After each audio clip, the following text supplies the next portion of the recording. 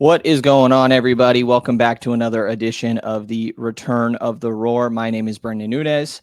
Got Kings Cowboy, Frankie Cartoscelli going on over here. Howdy, howdy, sir. How you doing? Wow, we went with that. Not pizza guy, huh? We're just really diving into Well, the I off got a lot of season. options, and we got a whole show ahead of us, so we can mix in I a few know. nicknames.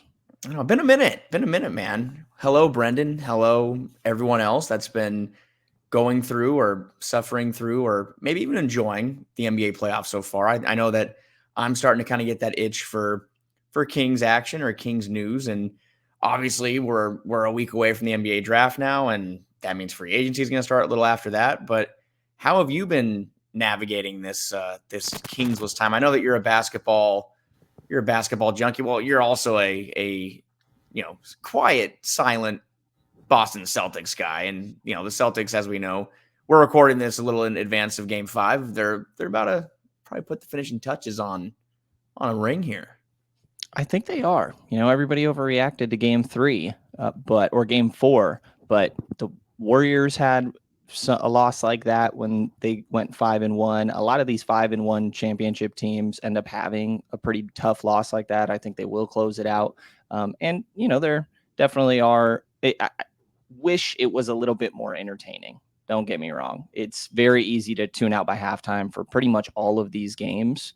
But The playoffs as a whole, or just the final? Because the playoffs the finals specifically.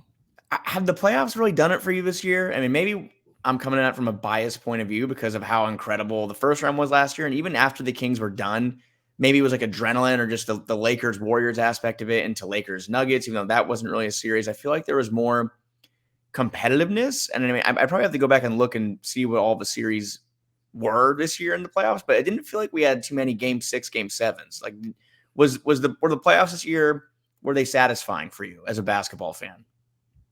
After a couple good series in the second round, not really, right? Like Eastern Conference Finals, not very good. Western Conference Finals, it's not bad.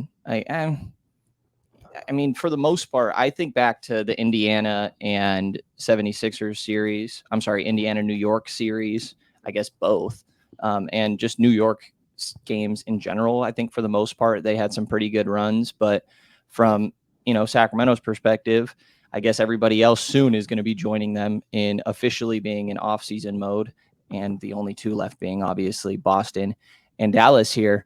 But from a Kings perspective, to start with trying to look back on the 2023-24 season as a whole, which was full of ups and downs and came into it with a lot more expectations than the year prior, where they had obviously ended their extended postseason run. And so you come into this year, and I think that we were kind of on the same page of a competitive first round is a successful season, or to an extent, given that the roster was practically the exact same thing.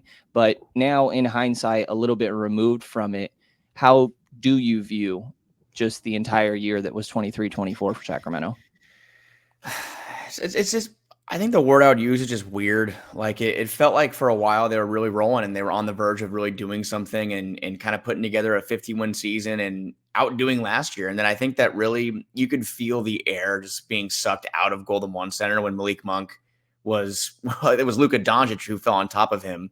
And I don't know about you. I just kind of felt like at that moment, like things are going to be different and things are going to be rough. And that was also obviously on the heels of losing Kevin Herter. And whether or not Kevin Herter was having a tough year or struggling, when you lose two players who have been so integral to the success of this team, a franchise I remind you and others that has not been successful for 18 of the last 19 seasons, it's going to leave a mark. And no Malik Monk, no Kevin Herter. It led to some fun times with the emergence of Keon Ellis, who I think that we've all, we not in a rude way, but as a joke, when the Kings got Keon Ellis, me, you, myself, and Chris Watkins were like, Keon Ellis is going to be the next GOAT. He's going to be that next guy for the Kings.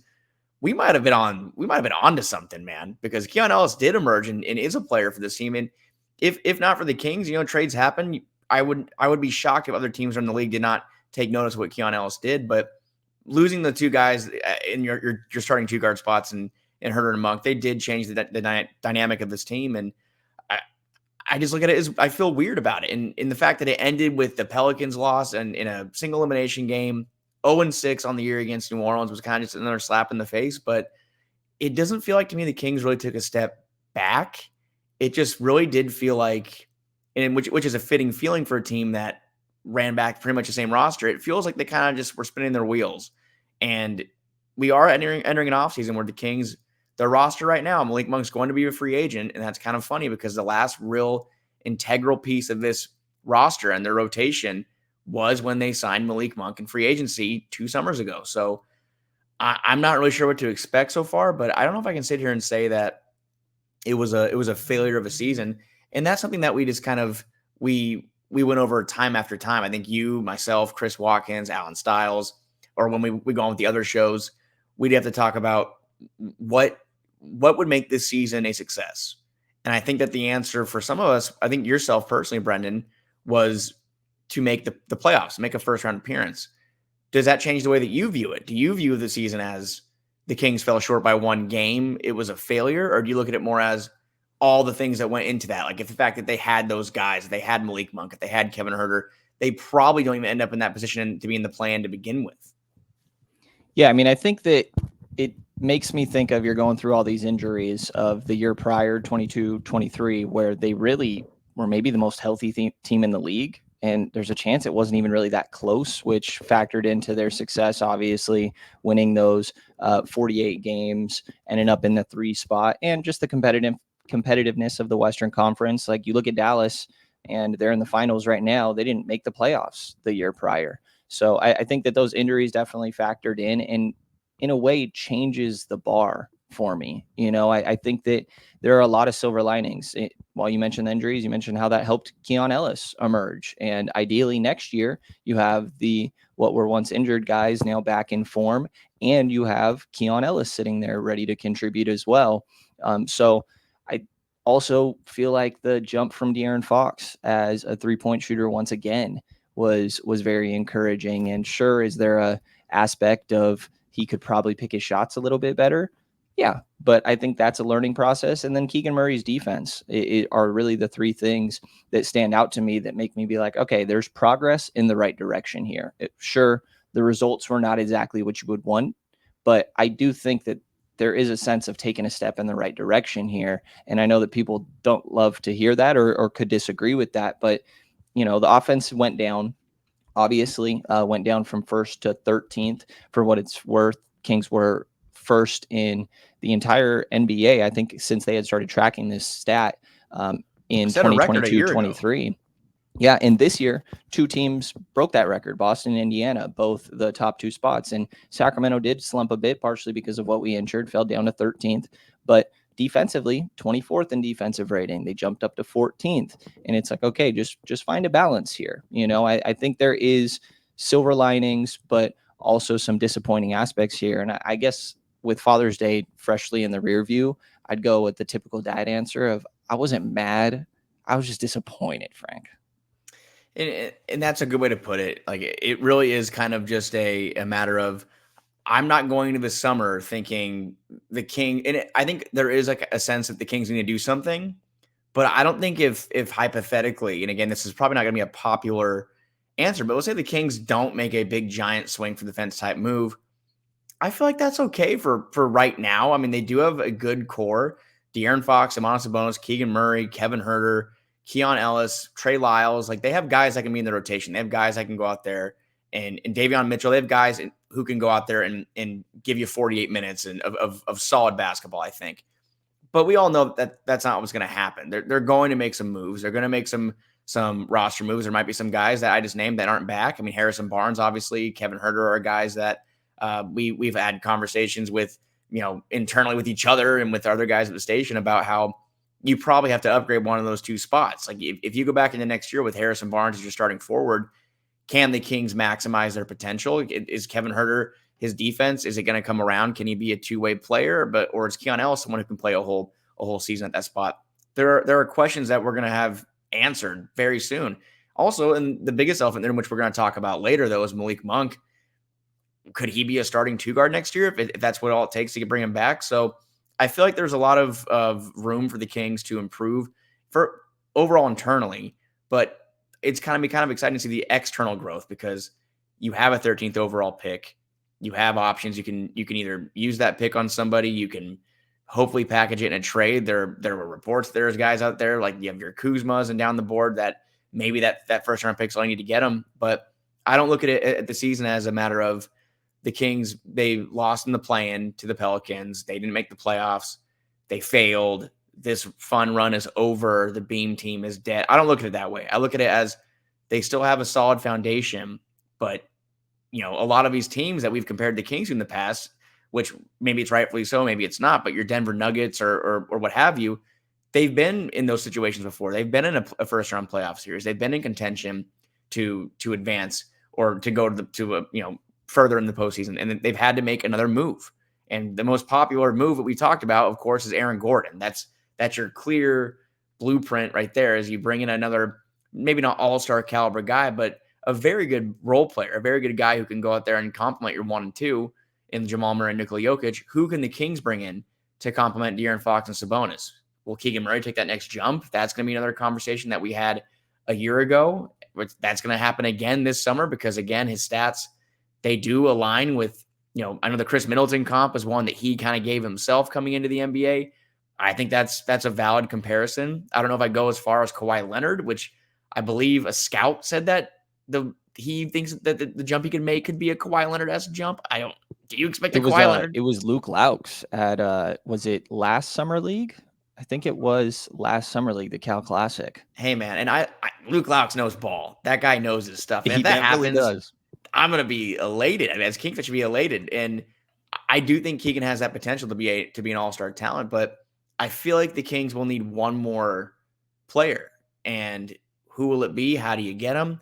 I'm not sure. But like I said, the Kings, they have a good core to compete no matter what. But if you want to take that next step and go from a perennial playoff contender to a championship contender, it's going to take more than this current core. I mean, if you're content going into the play-in or first round of the playoffs and winning 46, 48 games every year, I feel like this roster can do that. But how do you move the needle and go further? That's the question to answer. Yeah, and when I say like I'm good with there being silver linings in the process, even if the results weren't there, that only lasts for so long. At some point, it's like, okay, we need to see it on paper. You need to be getting to the next round of the postseason. Honestly, I think we're already kind of at that point. You need to at very least, I don't know, I guess expectations, I hadn't really thought of this for next year. To me, is probably second round, really is what I'm thinking here, and thinking that they're going to make a big splash at some point. And there's questions about some of their free agents, specifically when it comes to Malik Monk. There's been conversations about Sasha Bezenkov and how he may feel about his role currently. But I think that we're going to plan to get into a lot of that, along with the Mike Brown extension, a little bit of draft talk. Monty McNair is always talking about there's 3 ways to improve the team: free agency, draft, and what am I missing here? Frank, trades. I think we're going to get into all 3 of these at a certain point here. And next up, I say let's start with the Mike Brown extension. Mike Brown. My first thought on the Mike Brown extension is, and this wasn't really a widely reported thing. It just seemed kind of like it was a Mike Brown and his camp against the Kings and in the Kings front office. Is that the way you took it too? Because before we dive into the numbers and whether they deserved it or not, do you think that this was just a matter of just like camp for one person's camp versus a whole team's camp? Because the Woj versus Shams dynamic, I believe that Woj is more plugged in with the front offices. I believe Shams is more plugged in with players / coaches. It just seemed very pointed and obvious that this is side against side negotiating through the media. Is that how you took it too?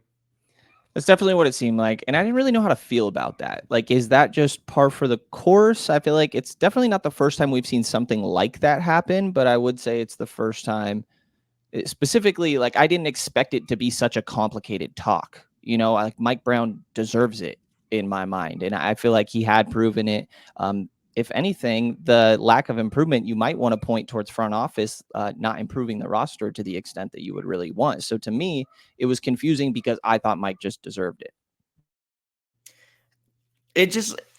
It's crazy to have that conversation. I had someone chirping, a lot of people. I mean, social media is social media. You're going to hear and see a lot of things, but one guy, can't remember his name, and if I did, I'm not going to give him the time of day, but every single Mike Brown, tweet or thing I would put out to engage, some guy chirping like, "Do you work for Mike Brown?" And he did the same thing to other guys that we covered the Kings with, and it just was confusing to me because I grew up a Kings fan. I grew up watching the Kings my whole life. Like I'm going to be 30 pretty soon.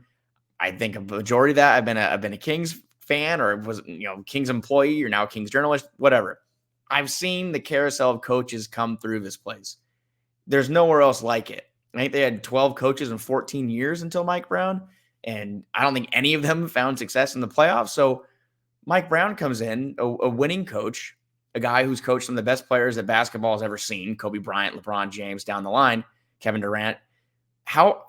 What is not being, what boxes aren't being checked? He broke the playoff drought his first season here. He took this team last year with the same exact roster when the entire rest of the Western Conference made moves to improve or just was more healthy. He won 46 games with this roster, especially on a roster that was way more injured than last year. They missed the playoffs by one game against a team that, maybe we can say any other team in that play-in game, the Kings have a better chance of winning. I personally think so. I think that New Orleans, for a lot of reasons, just was their complete kryptonite. But I'm very confused about people that sit there and say Mike Brown didn't deserve the extension. Why? Why would Mike Brown not deserve the extension? He's the only person that's taken on the impossible role of being the Sacramento Kings head coach, and he brought them to the playoffs. So did you get that same sense, or have you seen those same things? Or I'm just wondering how you respond to that question to the people that say Mike Brown does not deserve this extension. Do you think he deserved this extension? I thought it was as easy as it gets. And I've seen the same thing. I'm sure, we probably see the same commenter, actually, the same handful. 100%. It seems to be rotations, but I like Mike Brown has talked about how one of the things he got from Steve Kerr specifically was that he keeps guys engaged by throwing in the 14th guy every once in a while. And that's not just randomly. That's because the guys in front of them are not cutting it. And I think that's typically what it was for Mike Brown. If Harrison Barnes wasn't having a night, I know he started every game. There were moments he's playing 15, 20 minutes, and if he's not having it, okay, are we going to try out Kessler Edwards? Trey Lyles gets a shot, and Trey had injuries too, by the way, which slipped my mind at the earlier conversation. He missed a lot of the season. He really did, and he was important last year, giving him that backup five look. Sasha Vezenkov obviously missed a large majority of the season, and he was the big acquisition. But these guys, I think that at moments not performing when Chris Duarte got moved into the starting lineup, that was because a combination of both. You want to see what Chris can give you alongside the four other starters, and also Kevin Huerter not performing to the caliber that he had in the year prior, which, he admitted from his perspective, has to do with some of his offseason work being very focused on specific things and how he plans to alter some of that. But I thought that every time Mike was searching, sometimes it was a little obvious, but it's hard to tell if that's from our perspective who are around this team every single day. So I thought that he did everything that you could ask. He's motivated the heck out of De'Aaron Fox. He looks like a totally different guy for moments, I think, specifically on the defensive end of the floor. Luke Laux and the work that he's done with De'Aaron Fox, that has to factor in here. Luke Laux was one of the first guys that Mike Brown brought over onto his staff, and Luke's been a great help to De'Aaron, getting Keegan Murray to emerge on both ends of the floor. That defensive jump that he had throughout the course of this year, which I still have some questions to what extent we may be talking about, but definitely a lot of progress. I would bet that's a credit to Mike Brown, the guy that is always emphasizing defense. And speaking of that, that's the case. And then he came in here, and this was the year prior, but put up the best offensive rating of all time. We've seen the flexibility that I think he does have as a coach, and I think as a motivator too. I don't know about you. I never got any aspect or feeling that, he was losing the locker room or losing some guys, maybe some unhappiness with their role. But it seems like Mike is a very good communicator and kept everybody engaged. I felt like he got the most he could out of this situation. Yeah, I mean, they're all NBA players, right? I mean, even the last guy on the bench, he's a very talented player that could probably go somewhere else and make a difference. And I think when you look at the guys that were on the bench and some of the problems that maybe if there were any, which to my knowledge there were none, I think as far as maybe problems on a good word, just the disgruntled aspect of things, and obviously Sasha Vezenkov is the one that comes to the front of our minds because of the recent back and forth news cycle. It had to do with playing time, and you can't play all 12 players, 15 players, 48 minutes a night. You just can't. And I think that Mike, like you said, he was searching and trying to find what he had with the best that he with what he had. I mean, that they didn't make any big moves last year. I mean, what Philip Petrusev, was that one of the only moves they made last year? I really don't know if they made any other moves last year. Did they Yeah, make any other that's moves got last year? in the middle of the season, not off the top of my head. I mean, I have their roster right here, and I mean they brought in Mason Jones on a two-way. I mean, they Right. didn't make any additions. So again, Mike Brown from training camp through the rest of the year, that's what he had to work with. And because of I understand people that are frustrated with seeing the same issues arise every night, and it's because of roster flaws, and you try new players on different spots. It doesn't work. You have to go back to what worked before. We've seen it with the backup center spot for what, a year and a half, 2 years now. Even last season, it was a week and a half before the playoffs started, and Mike Brown just said, "Okay, Alex Len's going to be the starting center again," which turned out to be a good move, and which is why I think that it's not out of the realm of possibilities that Alex will be back next year. But aside from rotation concerns, I don't really see what gripes you could have with what Mike Brown has done. And again, that finger shouldn't be pointed at Mike Brown. It should be pointed at others that make those decisions to actually bring talent in and to construct the roster. The roster is good. It's a good roster. It has good bones, but it's not good enough right now in the current state of the Western Conference. And that's not Mike Brown's fault. To me, that is not Mike Brown's fault at all. He is doing the best with what he has, and he did a damn good job of it too. So I think that what he was asking for was fair when you look at what the other coaches around the league, like, and obviously there's the excuse of, okay, well, Mike Budenholzer, who has a $10 million per year contract, he won a championship with the Milwaukee Bucks.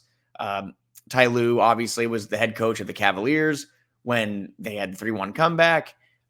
Monty Williams, Doc Rivers, which people are milking that one a little bit, but yeah, and from a Celtics guy like you too, I know. Well, 08 was a long time ago. In all of these guys, like obviously Popovich, Kerr, Spoelstra, and in my mind Ty Lue are on a different level, Yes. and they get paid like it. And Monty Williams is his own situation. The same point we're going to talk about Malik Monk later, and I pulled up some comparing deals, and sometimes you just got to look at one and be like, yeah, but they shouldn't have done that in the first place. I don't know about Monty Williams. That's how I feel about that. Budenholzer and Rivers, Paul Pierce, Kevin Garnett, Ray Allen, Rajon Rondo. Got to throw Rondo in there. Sorry, of course you do. Fans. Of course you do. Budenholzer, Giannis, and obviously Drew Holiday, Chris Middleton, but like De'Aaron Fox, Domantas Sabonis are not. That's not the same. No. You can't have the same expectations with lesser rosters when it comes to these coaches. So I think that range is totally fine. And I think the interesting aspect here, right, is he initially signed a 4-year deal when he first came to Sacramento, right? But the reason that this is already getting reworked, there was a mutual option on that final deal, which essentially my understanding is Mike Brown and his camp, based on some of the reportings that are out there, decided that there was essentially no reason for them to allow the Kings to hold the destiny there, especially with how the market has changed. So decline that deal, and essentially he's going into his last deal then, or his last year. Coaches never really do that. Lame duck season, right? So now that year still exists, and we got 3 more on top of it. Meaning, if you, again, treat that last year as a lame duck season and negotiations will need to happen before that, we got 3 more years before we do this all over again. So my question to you, what do you need to see in that time? And I know we're forecasting a little far ahead here, but what improvements or what needs to be proven in your mind in that time? I mean, this goes hand in hand with Mike Brown because, fingers are going to be pointed at the head coach, but I think it really does go more up to the front office. And that doesn't mean Mike Brown's not going to have any blame on him if the team is failing. And again, he is the one that puts those rotations in place, and he chooses who's on the floor at what time. But if this roster goes into opening night, 90% intact, unless that 10% is them bringing in like a really impactful, starting caliber player, I think it's just kind of we're back at square one of what are we doing here? I mean, Mike Brown's coaching again for the third year in a row, a largely similar roster. So I think that I want to see Mike Brown have some more players at his disposal, some more tools, more impactful guys that can join Fox, Sabonis, and Keegan Murray, and see if they can take this team to the next level. But I think as a team, for a team as a whole, obviously, I think that Mike Brown's going to be graded on results. And we saw the report from The Athletic. I think it was Sam Amick and Shams when the Kings season ended, saying how it wouldn't be surprising if Vivek and the Kings front office or ownership group were antsy to make a move or to find the right solution. And maybe that solution wouldn't involve Brown. Obviously, that didn't happen. But the fact that that's even a thought for people that are way more plugged in than we are, or a lot of people, fans especially, that's concerning that the Kings, after one successful year, the most successful year that they've had in 20 years, they were even possibly considering that move. So if the Kings miss the playoffs next year, even if De'Aaron Fox or Sabonis, and I'll knock on wood, were to get hurt, I don't know if that would let Mike Brown off the hook. They expect the playoffs. You're scaring me, Frank. I know. But I knocked on wood, but it is it's a scary thing. We have to remember that even though the Kings are more successful, there are still those scars from before where those moves can happen where you're like, what the hell is going on? But I think that Mike Brown has done more than enough to prove that he is capable and the guy to lead this group of players. We can talk about the next generation some other time of when Fox and Sabonis are either too old or they moved on, whatever. Mike Brown, I think, is the guy for this group. This Fox, Sabonis, Murray, if Malik Monk stays, Monk core. And I do feel like what this team needs to do is they need to go to the playoffs and win a series for him to be not just like a successful extension, but to be one of the best coaches that the franchise has had. I mean, we're talking about getting to Rick Adelman territory if he can win a playoff series for the first time in 20 years. It was 2004 the last time that they got one. So it is a crazy thing to look at some people that have, in my opinion, that weren't fully on board with this. It's deserved. The money does not affect the Kings cap situation at all, which is another thing that I saw some people confused about. The Kings are giving Mike Brown $8-9 million. What's that going to mean it means nothing. It doesn't hurt the cap. It means nothing at all. It just comes out of the ownership's pockets. It keeps a good head coach here instead of him going somewhere else. And also, let me remind you or others, I don't think there are any head coaching candidates right now that are the sexiest options or people that would want to come here, unless you're talking about, James Borrego or Kenny Atkinson or something, who dropped out of the Kings head coaching search last time that they hired Mike Brown. I forgot about that. That's right. Ham dropped out, and then Atkinson dropped out, and it was between Mike Brown and Mark Jackson. So Mark Jackson, if you want him to come take a shot at it, he's still out there. But otherwise, Mike Brown's the guy. He absolutely is. You got a good point. Like, I don't know who else it would have been. And, to draw the Mark Jackson parallel in a way, if you want to keep this like Warriors comparison going, which I guess we didn't start, but I mean that there seems to be parallels between the teams in a way, right? And their early years, not to the extent of obviously the 3 Hall of Famers that they all drafted, but if you think that Mike Brown is potentially like your Mark Jackson, your guy that helps get these guys confidence and elevate their games, but maybe not the most ideal one for schemes and things like that, I think that it's too early to know that. And I have confidence in Mike Brown, but if somebody does feel that way, I think that this deal is a good in-between for the two. It gives you just enough time to figure or get a better idea, because after 2 years just does not feel anywhere close to long enough for me. I would have worried what the next domino would have been. Like, if you're De'Aaron Fox, how do you feel?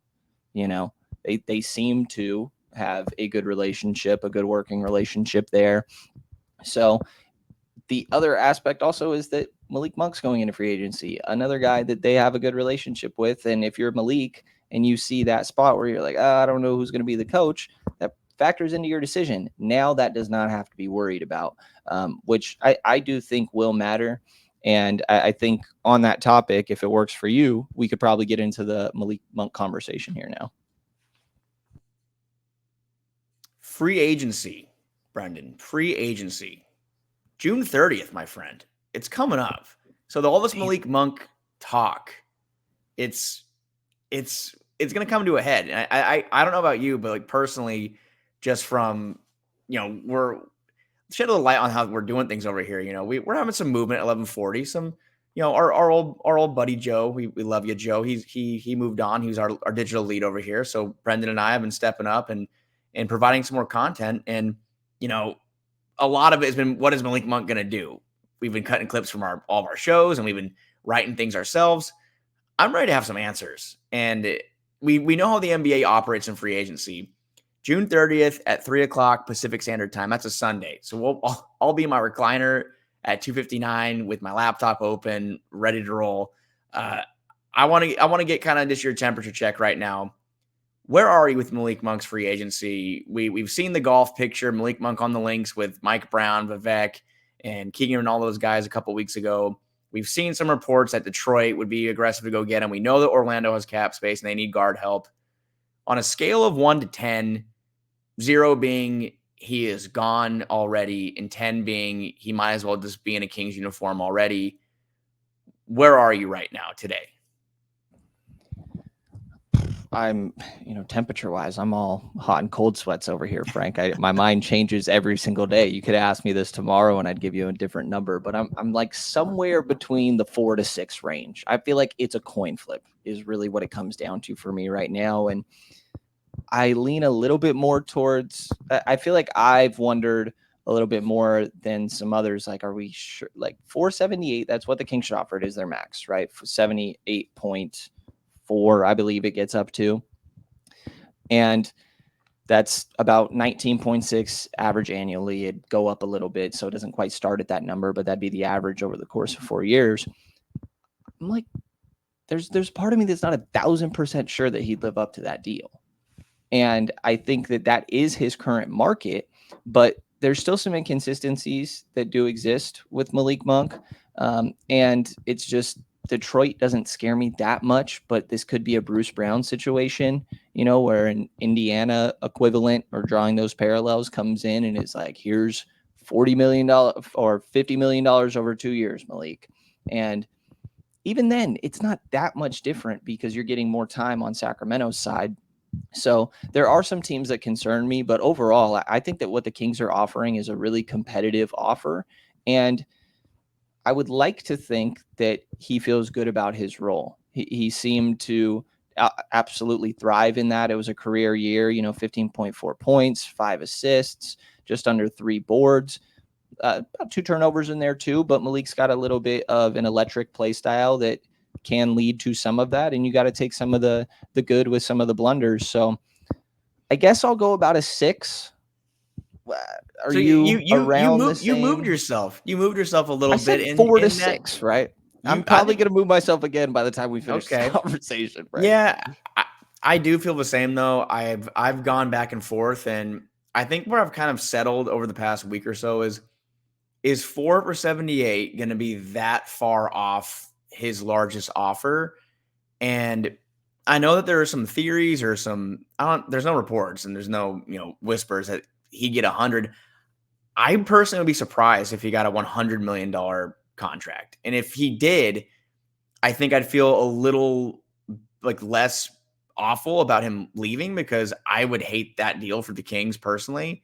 I think that Malik Monk is an incredible player. I think that he is perfect for the system that they have and Mike Brown, what he's created, playing alongside De'Aaron Fox. I mean, obviously they've been doing it since they were in Kentucky. They've been doing it at a high level, but I don't think you can justify paying a 6-man and even potentially a starting 2 guard that isn't a clear-cut, all-star caliber player, a $100 million deal. So I feel like California taxes and all that stuff aside, 4 for 78 seems really fair to me, right in the ballpark. It's pretty close to what Grayson Allen made. And I think that Grayson Allen and Malik Monk are different players, but Grayson Allen shot like nearly 50% from 3 last year. I mean, he's as good as a spot up or knockdown threat as you're going to find. And he's a guy that can board and hustle, and maybe that hustle turns into a trip here and there.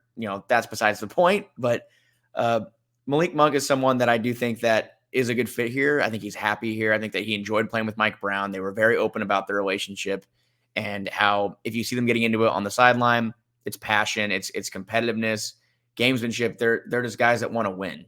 They really want to win. And I feel like Malik Monk is someone that You know, I know that money talks, but I think it wasn't for nothing, the building the relationship with Mike Brown and De'Aaron Fox, and Demonis Sabonis sat down with Sean Cunningham and seemed at ease and was laughing about the fact that he's been telling Malik that he's dead to him if he leaves. But I personally think I'm at like a 7 that he'd stay, and maybe that's me being a little bit optimistic. That's just who I am. But I'm not fully convinced that I'm not convinced at all he would go to Detroit. And maybe I'll be wrong. Maybe Detroit will throw him a $95 million offer, and there he goes. He literally said in his exit interview, "I could get more money and go to a worse team."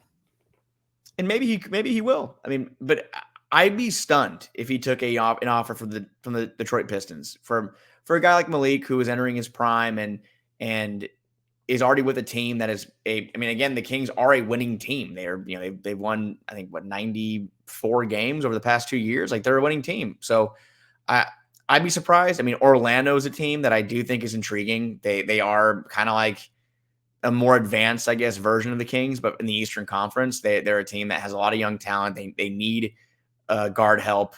I think they need to upgrade over Markelle Fultz, and I think Gary Harris was getting minutes for them last year. That they probably definitely need to upgrade over those guys. But I just have a hard time seeing someone kind of swoop in with that massive offer. I mean, San Antonio is another team. They need someone to play alongside Wembanyama. We saw how dynamic Malik Monk is in a pick and roll situation. I can already envision him in a pick and roll situation with Wembanyama. I think it'd be great, but I don't know. I just feel like there's unfinished business in Sacramento.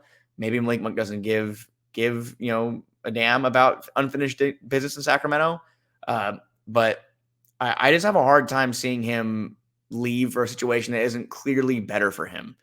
And I don't think many of these teams are clearly better for him outside of maybe Orlando, who we've seen already from Shams and other people that are very plugged in, that they have their eyes on Klay Thompson. They think that Klay Thompson could be a guy that would fit in their lineup. So I don't know. I feel optimistic about it, but again, we're less than 2 weeks away from some answers. Yeah, there's a lot of smoke around a lot of people for Orlando, which I feel like typically when that's happening, part of me is wondering how much are agents or other teams like maybe using these guys as leverage to an extent. But like Tobias Harris or you mentioned obviously Malik Monk, Klay Thompson, who Shams just said today is going to be exploring outside options for the first time in his career. And that partially makes me think that we're not going to get the news the second the deadline gets here. Like, Orlando might need to figure something out, but at the same time, if Malik's not their first option, does that make him feel differently?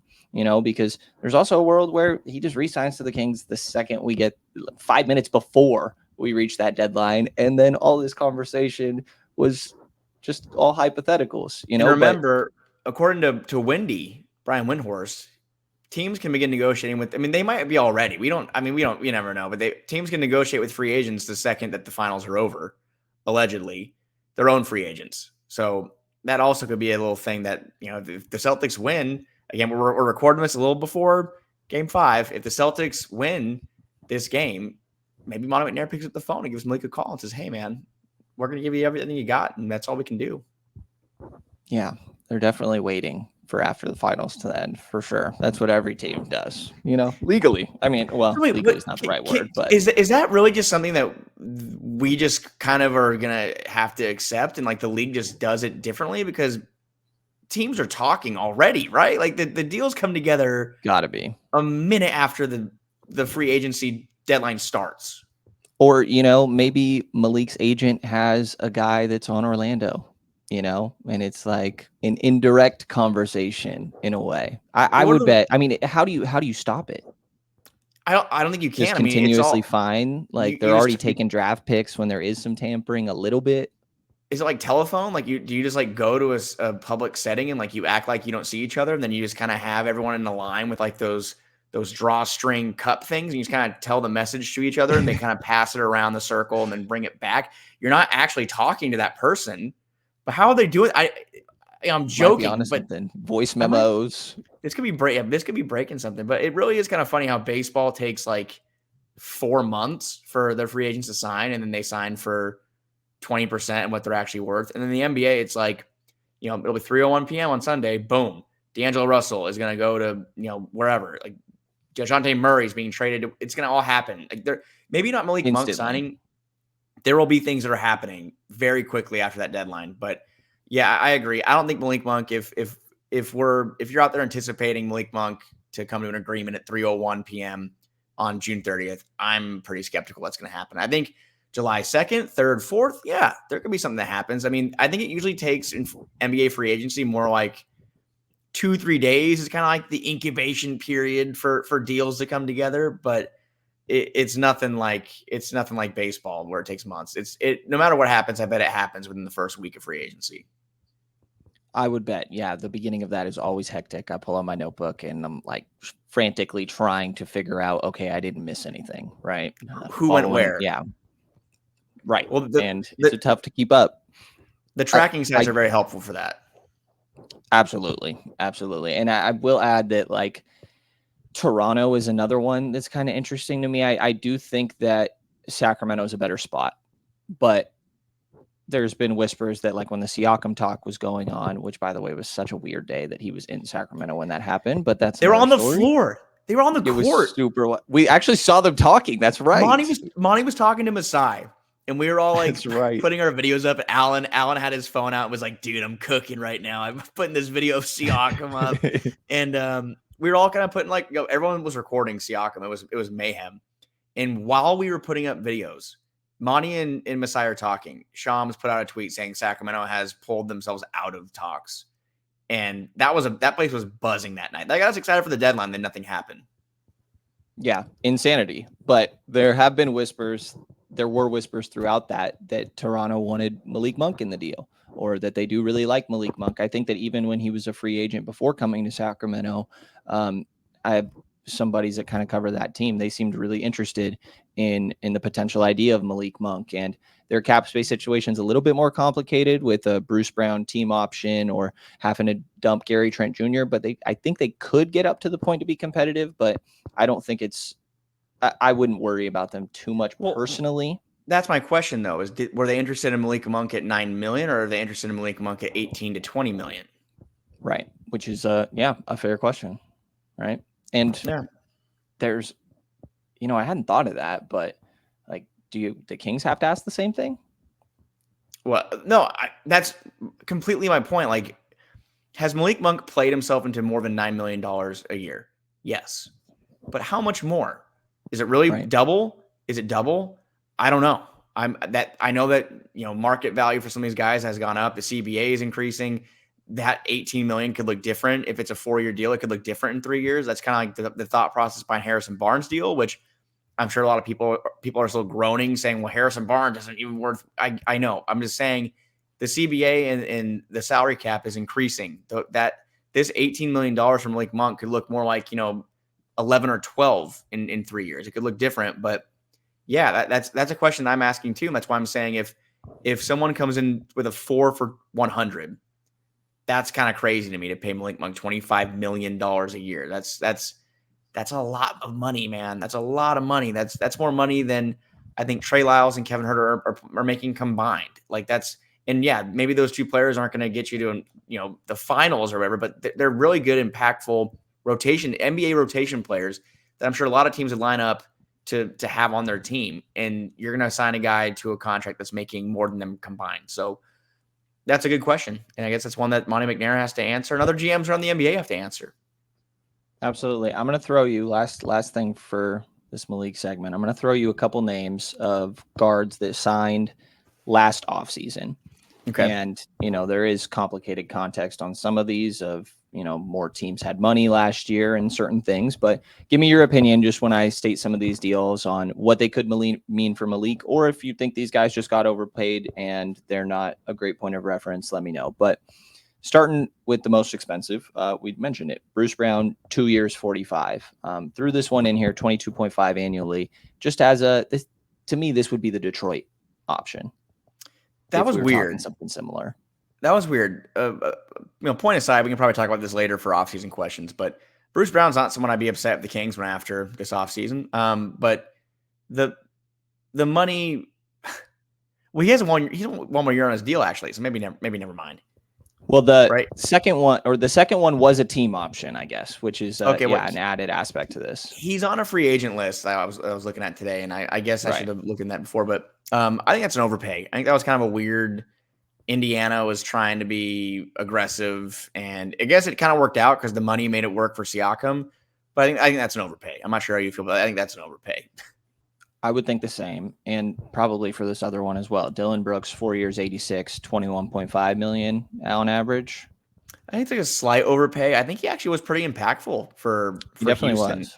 I'd say he's more a guy I could see like in the Malik Monk range, the 18 million range. Like, that I know it's only 3 million, but 3 million or so less, but it gives you more flexibility. And I feel like he's a guy that's in that 15 to 17, 18 million range. Yeah, I would say the same. And, for what it's worth, I think Indiana feels like Toronto when they gave Bruce Brown that deal. And I think Dylan Brooks, or the current version of San Antonio, feels kind of like the year prior version of Houston, So I do think these are overpays. I don't think it's out of the question that Malik could get quote unquote overpaid either, though. Other one, D'Angelo Russell, 2 years, 36 million, 18 on average. But keep in mind, the Lakers had traded for D'Angelo Russell throughout the course of that year, and he actually kind of balled out at the end of that year with them. He was putting up 17.5 points, shooting 41% from three on 6.5 a game. But he's not as good as Malik, right? Lakers fans will tell you that he was overpaid, but I think that what D'Lo did is worth that money, and I don't think he's worth as much as Malik Monk now. So I guess I would say a slight overpay, but a good player. Again, in that like 15 million range, I feel like that's a good 15 million. Like a 2 for 30 would have been a little better, I think. I would think the same. And I did throw Tyus Jones in here, but that's probably just in another world, right? Like, Whatever it is, I do really like Tyus Jones. Underpaid. 2 years for 14.5 million. He's going to make so much more money than that this summer.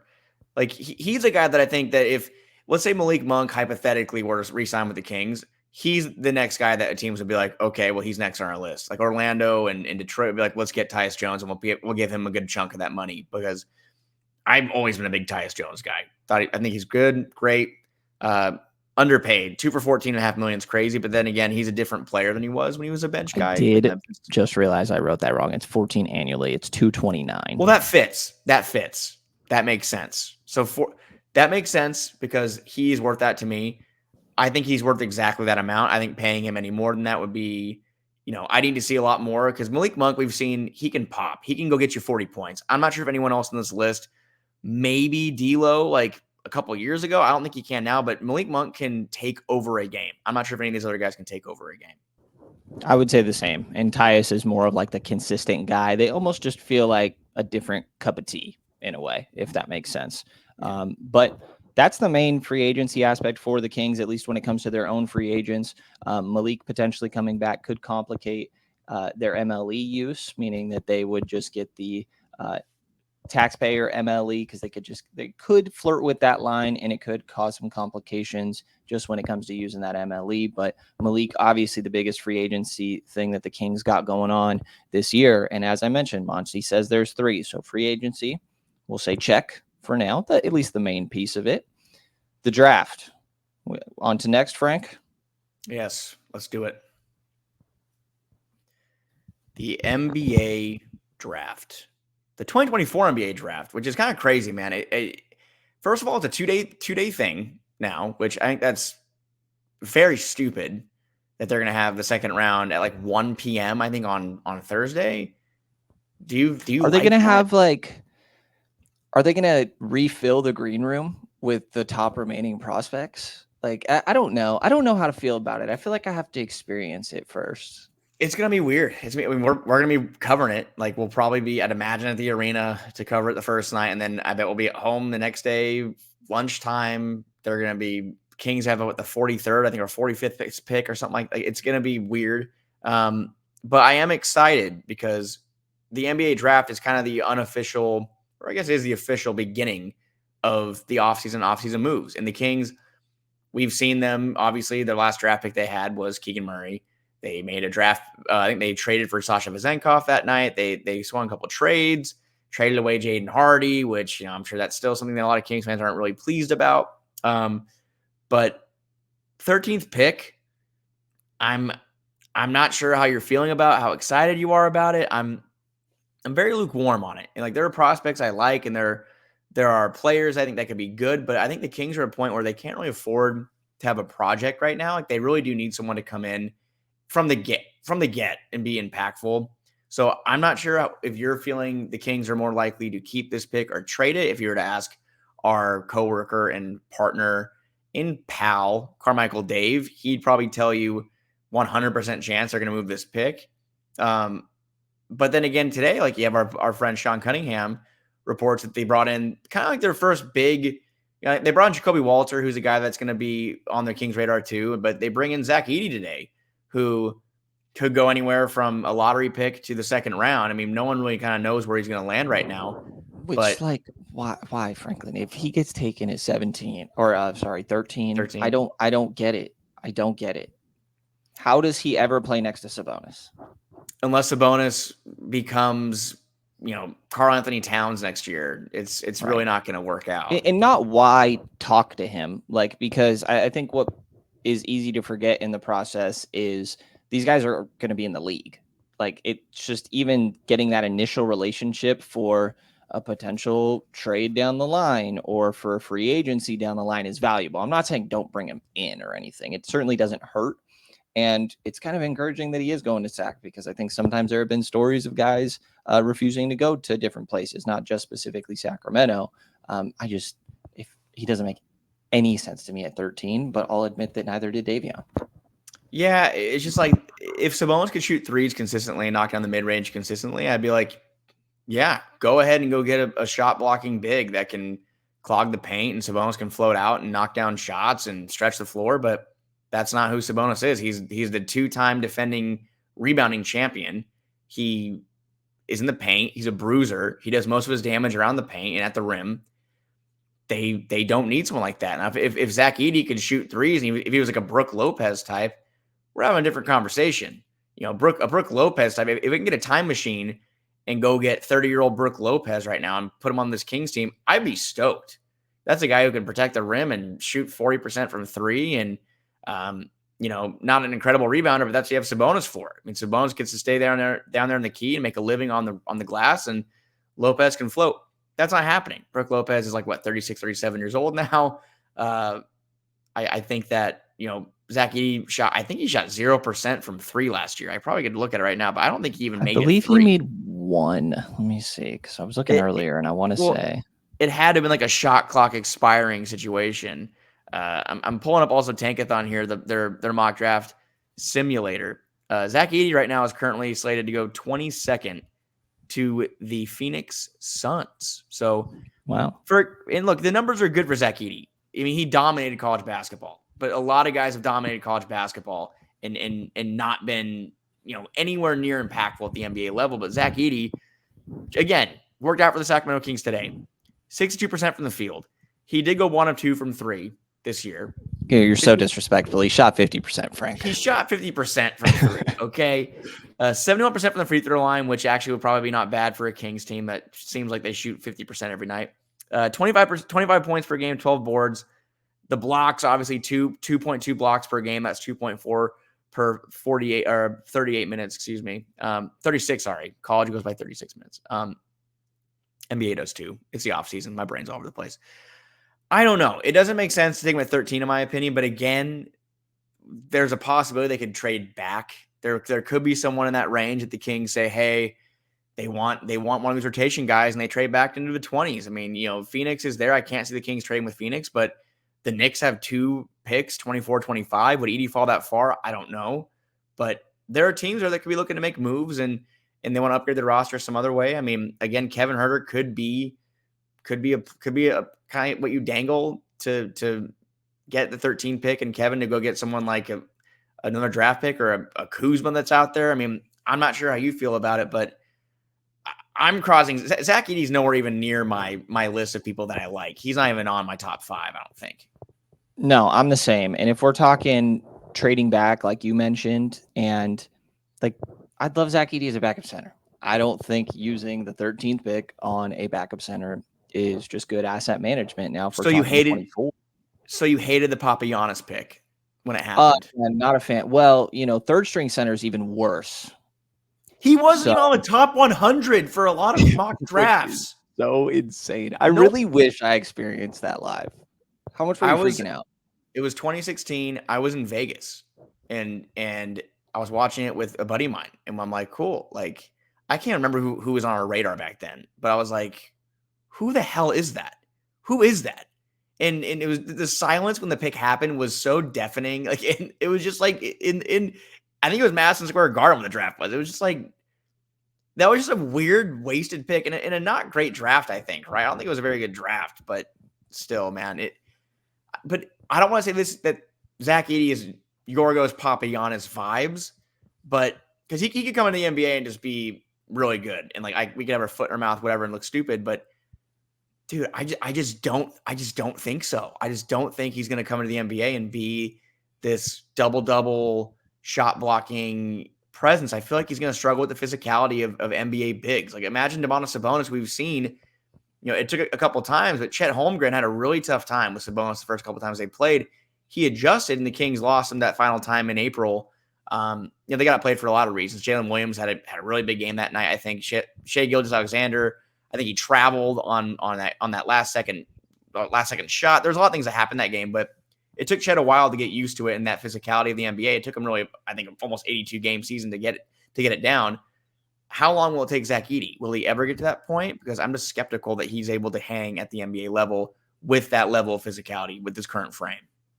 Yeah, I think it's a very valid worry. I think that he almost gives me Jonas Valanciunas vibes a little bit, and we've seen those guys play on the Lithuanian national team, and in the most recent Eurobasket, like, those guys were getting split up a lot, actually, and they're the two best players far and away. And even then, you're like, I don't know if we can play these guys together. But I think that leads to the question of whether this is draft, trade.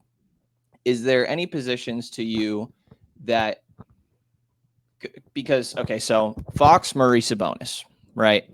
Is there any positions to you after that, though, where either you're like, this needs to be filled, or on the other side, don't even get near, like, there's no reason to add to that position? It's hard because I feel like if they had intel, or if they had a sense of what Malik Monk's going to do, that would make me more open to them drafting a scoring guard, like, Jared McCain with Duke. I mean, he's a guy that I think that would be good for a Kings team that is sans no Malik Monk. If Malik Monk's gone, that makes more sense to me. Devin Carter, another guy from Providence, like he's someone that is a scoring guard, but I feel like for positions of need, the Kings need versatility at the forward spots. Like Tristan Da Silva's a guy, Dalton Connect. Like there are guys out there that I think that could be good for this Kings team, but you just don't really know who's going to be here yet. Like, Malik Monk is a huge piece to that, because if you do, and again, Monty McNair doesn't really care. Like, he's told in the media many times, and I'm sure anyone that's listening to this has heard him say it too. He's going to draft the best player that he and the front office believe available. They don't care about the position. They don't want a player who they think is the best player available to go somewhere else. If they think that Devin Carter is going to be the best player available at 13, they're going to pick him. If they think Jacoby Walter is going to be the best player available at 13, they're going to take him. The same way after they had Tyrese Halliburton and De'Aaron Fox, they draft Davion Mitchell. So, like, they don't care about the positional need, but I think that there is a clear positional need. And it is an interesting time for college sports and the NBA draft, because that fifth year COVID year has made some of these prospects 23, 22. I think last year Jalen Slauson was 22 or almost 23 on draft night. You have your Tristan Da Silva who's 22, 23. Obviously, Zach Edey is almost 23. I got this number for you. So Tristan Da Silva and Dalton Connect, both 23 already, right? Yes. And Da Silva is less lottery than Connect, but since 2014, there's been 9 lottery picks 23 or older as a rookie.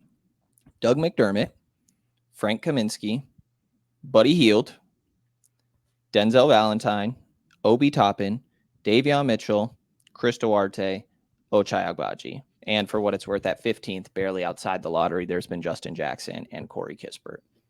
Not a great hit record, but they're not all misses. No, not all misses. I mean, again, I do think there's a good player At 13. I think that 13 isn't, it's not 27, 28. Like, and there have been guys there that have been good too. But it is just kind of funny with the Kings because the Keegan draft was so, like, you kind of knew, like, you kind of knew they were going to take Keegan Murray, and there was like the Ivy Keegan debate, and I think a lot of us were mixed, and I'm happy to admit, like, I was completely wrong. I thought that Jaden Ivey would have been a good partner for De'Aaron Fox. Could not have been more wrong. I would not be a good GM, obviously. Keegan's been great, but you knew the Kings needed a forward, and he was immediately a starter and has been good ever since. This one's a little more interesting because who they draft, is he going to be a rotation player on opening night? If they draft a 19-year-old prospect, I cannot imagine he's going to play meaningful minutes for this Kings team. I just can't. I can't even imagine them taking a 19-year-old. Like, everybody that they've drafted so far, Tyrese, 2 years at Iowa State, sorry. Probably be offended by that. Keegan Murray, 2 years. Davion Mitchell, 4 years. There's more. Jalen Slauson was like 5. Jalen Slauson. Myers Ramsey's the only one. Colby Jones played, I think, 3 years. He was 21 coming into. I think he was the youngest. Him and Tyrese, I think, were both 20 or 21 years old coming to the NBA. I think the other commonality between specifically those first rounders, Tyrese, Davion, Keegan, and I think that's it. Why is there another one I'm forgetting? But anyways, the commonality that really exists in my mind is they were all extremely efficient college players already. They were very effective. It wasn't, this guy still has a lot of stuff to work on. He wasn't great in college, but the tools are really interesting. Like, that's never been their type. It's always been guys that produce. You look at, like, you're mentioning some of these 18-year-olds, Nikola Topic, which I know that's a little higher in the draft, depending on who you ask. 18, super raw prospect. Like, to me, Devin Carter, Dalton Connect are more their type of guys. These guys that are 22, 23, putting up 20 points a game in college. Like, you look at Dalton Connect, this guy's 6'6" with a 6'9" wingspan. And yes, he was in his 5th collegiate season, but he was 5'6" as a sophomore. So there is an aspect of, this guy needed some time to grow into his body. He spent 2 years at a junior college. I would agree. Then 2 years at Northern Colorado before last year at Tennessee, where he just totally balled out. He averaged 21 points a game on a ridiculous 39.7% from 3, taking 6.5 of them. 25 games with 13 games with 25 plus, 6 games with 35 plus. Like, he just screams Kings to me. And there's a couple of those. Tristan Da Silva, I think Devin Carter to me is like a weird mix of Davion Mitchell and Colby Jones, but I do kind of like Devin Carter. But there are guys that, in my mind, very much fit their typical profile. I completely agree. And before we close and move on to the next topic, I just want to go ahead and just read NBADraftRoom.com has had they have great coverage and scouting reports and pro comps. Zach Edey's pro comp, and this is how they wrote it: Yao Ming Light, Boban Plus. That does not get me excited. That is a crazy range. That's wild. I am not excited about that. Jacoby Walters is Bradley Beal, another guy the Kings have worked out. Robert Dillingham from Kentucky. Brandon Jennings is his pro comp. Doesn't get me excited either. Tristan Da Silva, last one. Tristan Da Silva, Keegan Murray is his pro comp. So that seems kind. Yeah, I saw one earlier today that had Kyle Anderson. So okay there are kind of similarities there, I guess. But I'm okay with that too. I think that is fair. But there's going to be options out there. I think guys that absolutely fit the typical profile of what we've seen from Monty McNair, Wes Wilcox, Phil Jabor, and this whole front office. So that's just going to be another option that they have to work with here. But if they don't decide to use the pick, it definitely could be used in some trade conversations. So let's get into that in a sec here. Offseason questions, Brenden. Will the Kings make a big trade? There's been guys that have been reported that could be on the move this summer. I think that the one that is actually like probably factual is again, Kings fans get ready for the name Zach LaVine again. Kings tried to sign him a couple of years ago. I think 5-6 years ago, didn't work out. Chicago matched. They were rumored to be interested in him a year ago. I think that it was reported by NBC Chicago earlier this offseason, as in like a few weeks ago. Like talking like the offseason's been going on forever. It just started. Chicago and LaVine are both interested in ending this partnership. They're going to look for a new home for LaVine. Kind of has a little bit of an injury history. Definitely has a massive contract. He's the one I think is most likely to be moved. But then again, you have your Kyle Kuzmas, who, again, the Kings have also tried to trade for. The Lakers deal fell through for Buddy Hield. Could he be back in the mix for someone that the Kings could trade for? And then there's Brandon Ingram. Those are the three players that we have highlighted here. I'm wondering, which is kind of like a knee-jerk reaction. Do you think it's even realistically possible for the Kings to trade for one of those three players? I think it's definitely possible for all of them. Now, the LaVine one is really the one where I'm like, I just can't see it. When the OG Anunoby conversations were happening, this might be 2 years ago now, because God, it was like Buddy Hield, Marvin Bagley level of he was just in trade conversations every offseason. So I don't remember specifically when it is, but was talking to somebody within the Kings organization about him and was just kind of asking what he thought about OG. And he's like, OG's great, but what is his next deal going to look like? Right. And I think that the same that there would be with every NBA front office, there's very much an aspect of, are you getting enough bang for your buck? And the other side being that you'd imagine it's a little bit cheaper. And I think that sticks out to me in the Sabonis deal that happened. They did not include any draft picks. Kings actually got 2 draft picks in that deal, and obviously Tyrese Halliburton being the main part of that. But is there a world where you get Zach LaVine, or that they prefer Zach LaVine because his price tag is technically lower? I don't see it, because I think the salary matching is difficult. He's a clutch guy too, isn't he? I think so, actually. So maybe there's a Fox dynamic. There could be a Fox. No, there could be a Fox dynamic. Maybe.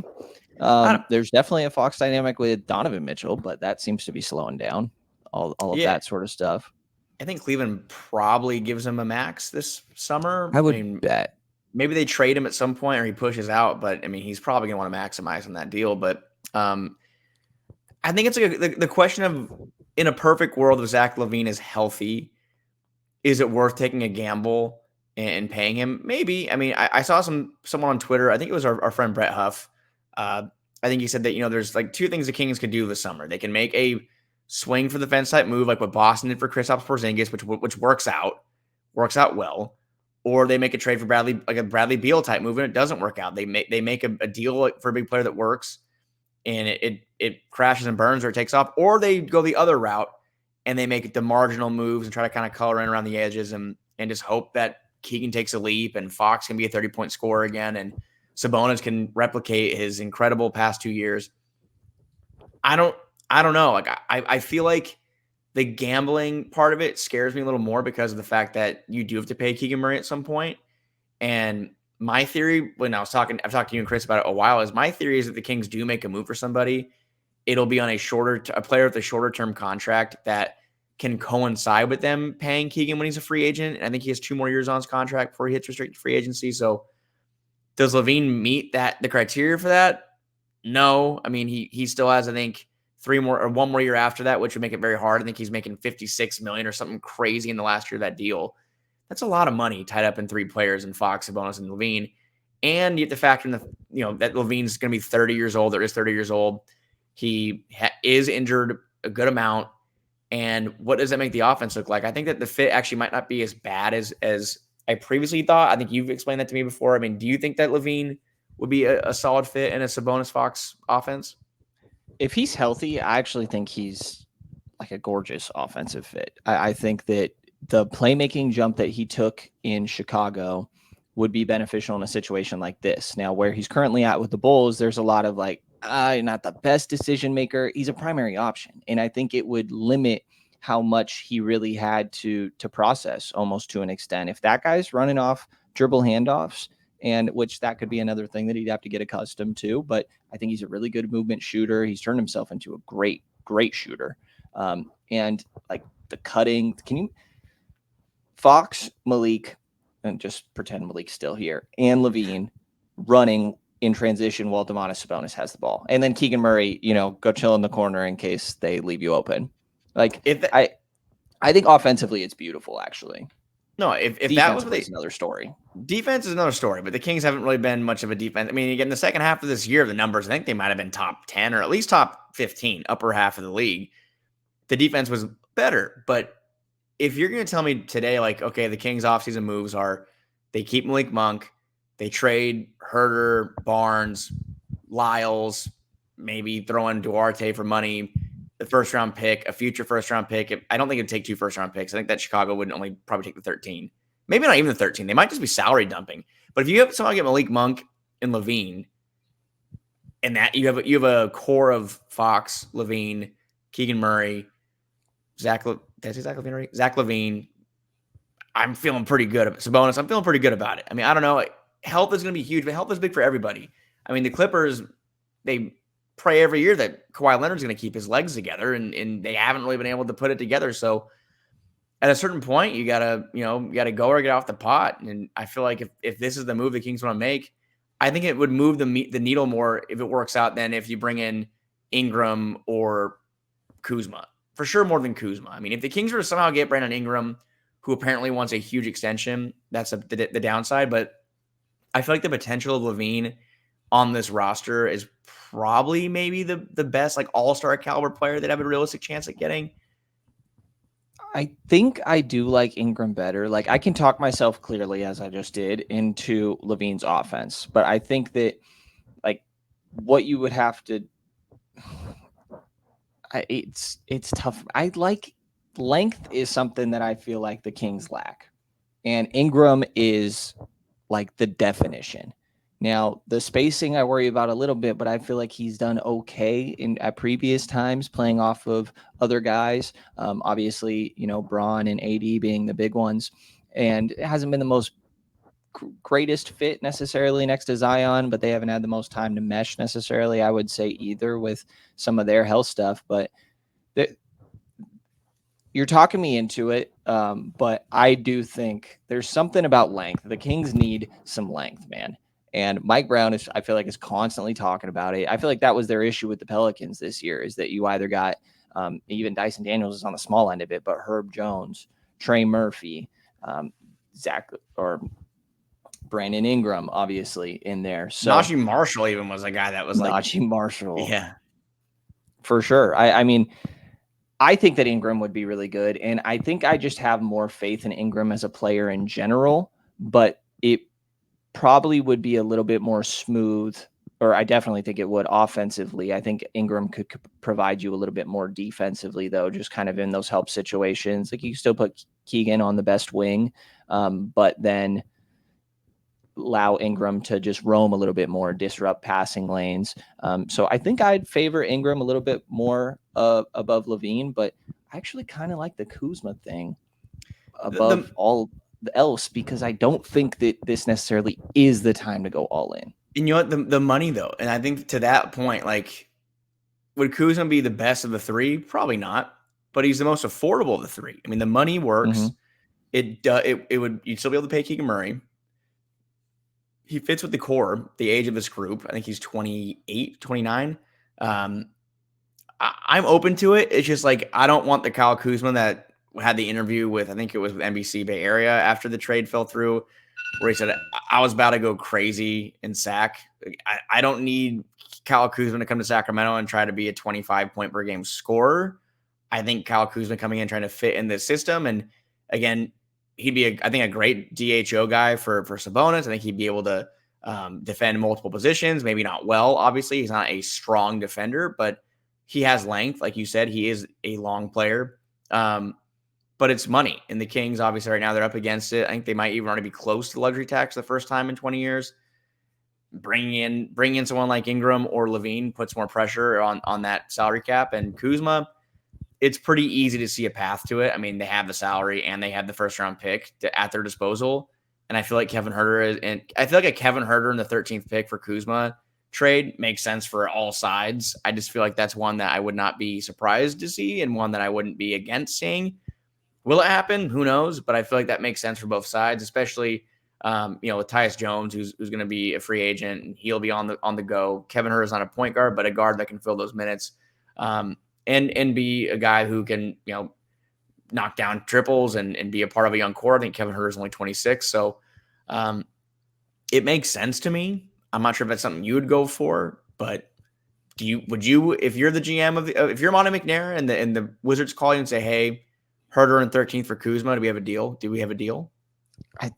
It's not very difficult. I think that's a quick yes, to be honest. Like I think also part of that, when you mentioned the deal, is that I get to keep one of Kevin or Harrison on the team, and everybody loves to, and obviously we've done it too. I mean, they're the obvious salary matching contracts when it comes down to it, but I feel like people are forgetting these are valuable NBA players, and you need that. They're, when you have them as your third, fourth option, fifth, whatever, you might feel a little differently. Slide them down to 6, 7, 8, and you would love to have those guys on your team. So I think there could be valuable in, say either Malik slides into that starting spot that Kevin leaves, or you leave Keon there and Malik is still functioning as your sixth man. And now Harrison Barnes gets to come off the bench, while Kyle Kuzma fills into that spot. So it definitely does interest me. And I will admit, though, I very much hold on to the defense. And I say this every time, the defense that he played in the bubble when they won their chip, which is a long time ago by now. Half a decade now. I'm just like, man, I know he can do it. And there's an aspect, I will say, that I believe in Mike Brown to optimize these guys. And I think that there is a really good player somewhere there with Kuzma. Players change, man. Players can make adjustments. I don't think it's fair to paint someone into a corner, especially someone who's still, not young in their career, but in the middle of it. I think that would be an intriguing addition. And like you said, you get to lengthen the rotation. You get to have Keon Ellis maybe stay in the starting role, and I'm assuming it'd be Keon Ellis unless they make another move to get another guard. But then you have a lineup of Fox, Ellis, Murray, Kuzma, and Sabonis. I feel like that's a better starting five than the Kings have had in recent memory for sure. So, and that means you get to also have, if they keep Malik Monk, you have Davion, Malik, and HB off the bench along with the big, Trey Lyles if he's still around, Sasha Vezenkov, or you move one of them in another deal. That makes things more interesting. So I feel like that's definitely an avenue that they could take. And would it be the best move possible? Maybe, maybe not, but it's there. If the money works, is all I'm saying. The money works. Yeah. And just make sure that if you're going all in, and I would say that Kuzma is less of the others, which is why I kind of prefer him, that just, you got to make sure it's right. And maybe the fact that Dallas just made the run they went on makes you think the West is wide open, and one of these guys could take you to that next jump. But I think another aspect is, are we sure that ownership is going to love the idea of paying that luxury tax already before it's been proven, at least to a little bit more of an extent than what we've already seen? I believe they're about 25 mil under at this current point, but that's primarily a lot of the offseason stuff that I think that we want to kind of get into. I got some little final stuff here in a second, but now we've covered draft, trade, free agency. So let's have a little fun. What do you think, Frank? Let's do it. Final thoughts. Some final thoughts we have written here. Obviously, the biggest storyline, the biggest Kings offseason storyline, massive, groundbreaking, earth-shattering. Domantas Sabonis changed his number. Changed it from 10 to 11. What were your thoughts? Did that shock you? Where were you when you found out Domantas Sabonis changed his number from 10 to 11? I was just really feeling for Bob Davies, man. He's the first guy that came to my mind. No, I mean, it's cool. Honestly, I didn't even really realize, and maybe this is poor reporting on my part, but I never really realized when he came to Sac that he wasn't wearing the number that he'd been wearing for the rest of his career. I will admit, I'm not somebody that actively watched Arvidas growing up or anything, No. So, but it was cool. And that interview that he did with Sean, he was super open, and, wherever he was at in Spain, I'm sure helps you feel nice and loose. But I would say that he very much was willing to share how much that number really mean to him. And you could tell the extent of it, to the point where I'm like, dude, this is why is this a little emotional of an interview over here? It's pretty cool, man. I think we've all long known, we've known that Domantas Sabonis and his father, they really are connected. And we all are aware when Arvidas is in the building. He doesn't come out too often, but when he's in the building, we all know, like, there's whispers around the media area, like Arvidas isn't a suite tonight. And it's pretty cool. Like, just kind of knowing what he did for the game. And I read about him a little bit and watched some tape. And, my grandpa was with him last night, and my grandpa was like, Arvidas was just incredible. And of course, my grandpa's biased probably, but I said, who's better, Sabonis or Demonis or Arvidas? He's like, Arvidas. Like, Arvidas was incredible in the ball movement. Domas got asked the same thing in that interview. Sean asked him, "Are you better than your dad?" And Domas instantly, not even close. But that's the thing. I think there was some travel restrictions, or there was things going on that made it so that Arvidas couldn't come over. I think the Cold War was going on, and he kind of was unable to come to the NBA before he was like 33 years old, I think. But even though he came over, he was still very good for the Trailblazers for a number of years, and it means a lot to him, man. Like, I think a lot of us out there can relate to having family numbers or things, family traditions, whatever, and 11 means a lot to him. I mean, Sabonis named his daughter 11, man. Like, that number means a lot to him. So I feel bad for those that bought number 10 Sabonis jerseys and have to deal with them. My family included. They were kind of like bummed, but now I kind of talk them into, well, the front of it's a Bibby jersey now, and the back of it's a Sabonis jersey, so it's fine. But pretty cool. Yeah, fair enough. I wonder if the NBA does the same thing as the NFL, where if you change your jersey number, that you got to buy out all the previous ones that hadn't been sold. I wonder if that's a thing. That is in the NFL. Ever since they let you like change your, where a quarterback could be, or that's a bad example, a wide receiver could now be like a single digit number. Like Ayuk. Yeah. Or Debo. It was Debo swapped it to 1. Yep. So yeah, when he does that, he has to buy all the previous jerseys that had not been sold yet. So you got to be committed to do this. I don't know if the NBA does the same thing. But yeah, I mean, I wonder if he's a little bit of a Stranger Things fan at all, also with that 11 name. That's what my girlfriend said. Couldn't help but think of it. It must be a Stranger Things thing. Yeah, it's like 11, But yeah, other than that, man, like offseason stuff coming up. We talked about free agency. We talked about the draft. California Classic is like the next big thing where we'll have all of our Kings media family and fans, of course, all Kings fans and media and everyone alike will be back in the house for some summer league basketball. And it's not going to be the same lineup of teams we saw before. I believe, according to the update that was published this week, I don't think the Lakers or Warriors will be coming to Golden One Center. It looks like I think the Chinese national team will be coming in to Golden One Center. I think that the San Antonio Spurs, Charlotte Hornets will be here, and the Kings are going to have like a split squad situation where I think they'll probably send their B team, which I'd imagine will be like the lesser known players, on the road to Golden State, and they'll have their guys, whether it be their 13th draft pick or guys that, I don't know if Keon Ellis would play in Summer League again. Probably not. Sasha Vezenkov, I couldn't imagine he played in Summer League, but that's another sophomore. But Colby Jones, Jalen Slauson down the line will probably be playing in those games at Golden One Center. But just wondering, man, like I know you, we talked about you're a gym rat. Are you pretty stoked to get back in there and watch some Summer League? Dude, I always love Summer League, actually, especially because it's just back to back to back, usually games going on. You always, I feel like, first day back, media day, you're always like, it's like first day of school, Yeah. Summer League is like, we're going to summer school. Like, we just get to see everyone we haven't seen in a little while, kind of hang out. Not everybody's going to show up. Or it's like that one friend's like birthday, but like, you're not all mutual friends, but some of them show up and it's like, but enough of your friends are there where you're like, I'm having a good time. I'm seeing everybody. For sure. And you're just, watching some very questionable basketball. Like it's guys that are really out there. Sometimes it's a little dangerous, to be honest. I'm like, whoa, I know guys are fighting for their jobs. But the chaos, I typically don't like. I'm not a huge college basketball guy. I will only watch it for the sake of the draft because it's ironically, with what I was just saying, too chaotic to me. But Summer League, it's just enough. It's not an overload almost, I guess I would say.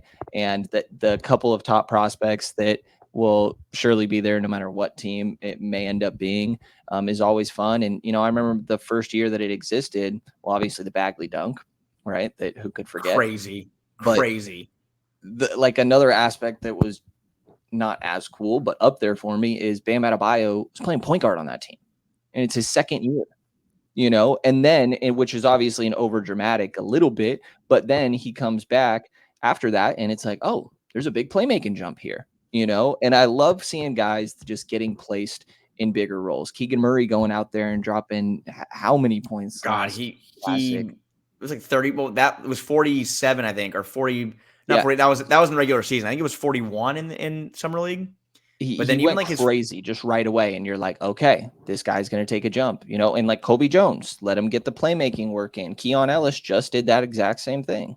I remembered him when I named him a minute ago, but I am very intrigued to see the Colby Jones jump next year. Especially, that's one thing we didn't talk about enough, and we'll talk more about it as summer goes on. We'll record more things, and we'll talk a lot more Kings basketball. But if Malik Monk does leave, they do have a cost, effective, I don't want to say an in-house replacement, but if you need to plug back up 2 minutes, a guy who can be a combo guard and play 1-2, Colby Jones is a guy that probably will have to take a jump, and I've always been high on his potential. And he looked good in spurts last year. Then he also looked horrible at the end of the year, and the Kings had to play him when Malik was hurt. But this could be a big summer for him.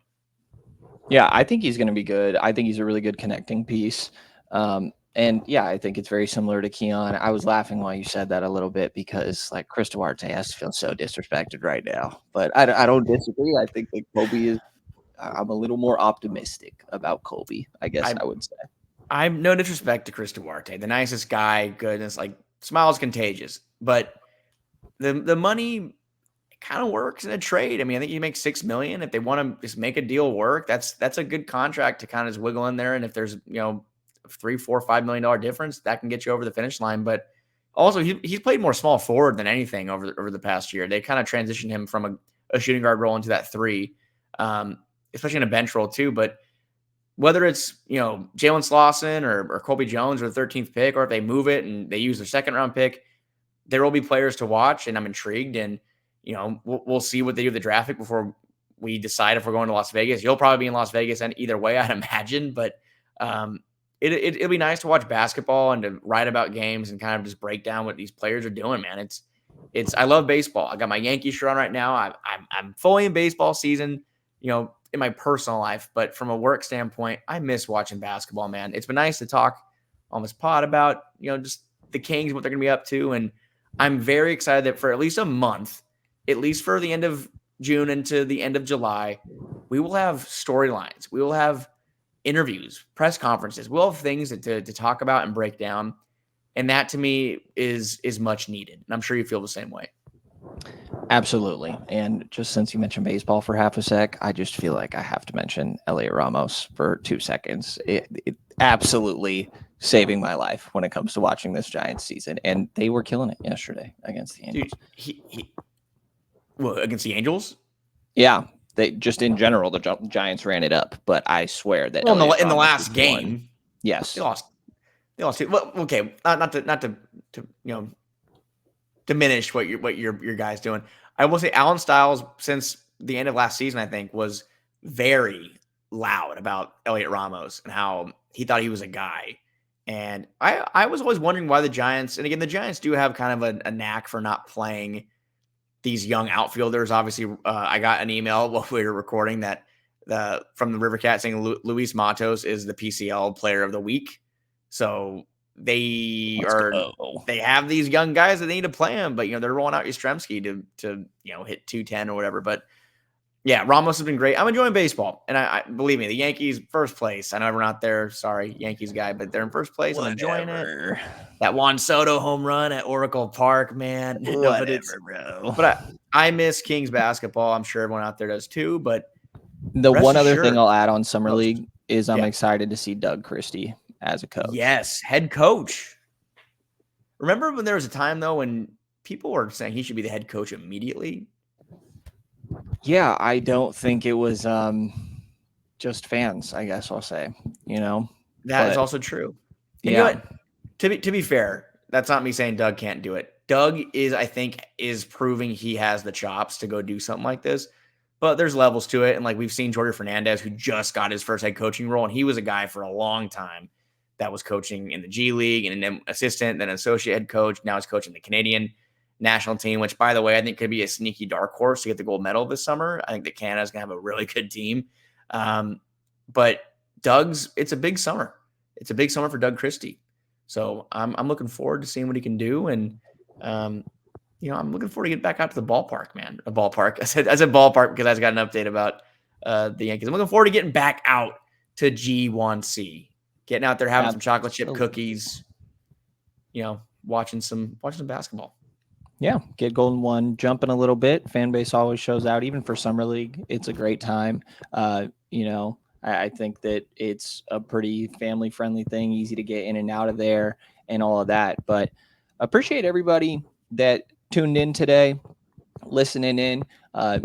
Is Kings off season, but there's still plenty of stuff going on as always, and that will continue to be the case. As we mentioned, Summer League and free agency, the NBA draft, there's still going to be plenty of stuff going on here. So be sure to check out everything we got going on at sactownsports.com and on the airwaves, Sactown Sports 1140 from 6 a.m. to 6 p.m. Monday to Friday. But appreciate everybody tuning in to Return of the War. For myself, Brandon Nunes, and Frankie Cartoscelli, you will hear from us later.